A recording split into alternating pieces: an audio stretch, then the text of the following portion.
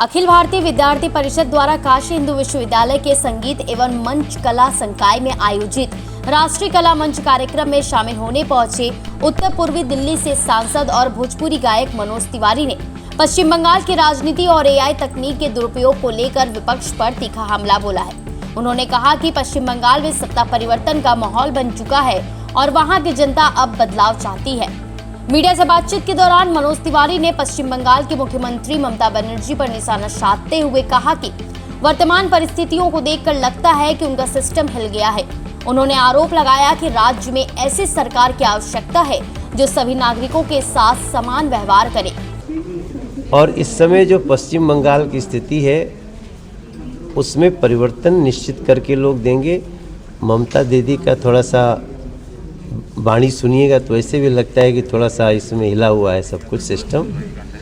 तो हमें तो उससे मतलब नहीं, हमें पश्चिम बंगाल को एक ऐसी सरकार देनी है जो सभी का ध्यान रखे, भेदभाव न करे, जो पहले से चले। सांसद तिवारी ने आगे कहा कि पश्चिम बंगाल में अब धार्मिक स्वतंत्रता सुनिश्चित की जाएगी और वहां कानून का राज स्थापित होगा।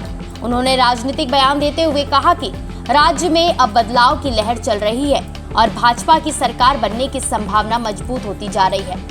पश्चिम बंगाल के चुनावी माहौल पर चर्चा करते हुए सांसद मनोज तिवारी ने यह दावा किया है कि सर्वेक्षण भले ही मुकाबले के नेक टू नेक बता रहे हों, लेकिन उनके अनुसार भाजपा 15 से 20 सीट की बढ़त बनाए हुए है।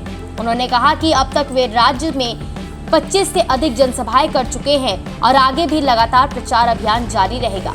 पश्चिम बंगाल में भारतीय जनता पार्टी अब बढ़त बनाने लगी है और कल चुनाव पहला दौर का है, 23 को, फिर 29 को है।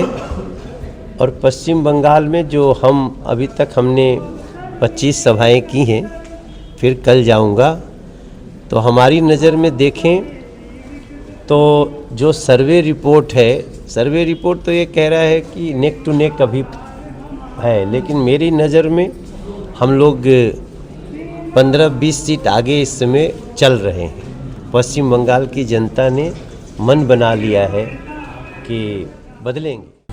वहीं कार्यक्रम के दौरान मनोज तिवारी ने अपने खिलाफ सोशल मीडिया पर वायरल हो रहे एआई फोटो और वीडियो को लेकर चिंता व्यक्त की। उन्होंने आरोप लगाया कि एआई तकनीक का दुरुपयोग कर उनकी छवि खराब करने की कोशिश की जा रही है। उन्होंने कहा कि कुछ राजनीतिक दल उनके मछली भात खाने से जुड़ा एक फर्जी फोटो वायरल कर रहे हैं, जबकि वे व्यक्तिगत रूप से मांसाहार का सेवन नहीं करते हैं। उन्होंने लोगों से अपील की है कि सोशल मीडिया पर फैल रही भ्रामक सामग्री पर बिना जांच के विश्वास न करें।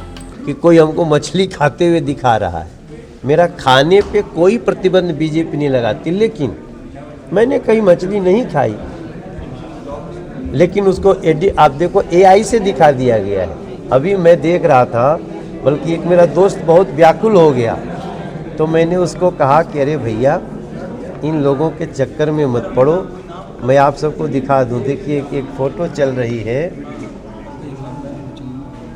ये देखिए, और चला रही है समाजवादी पार्टी।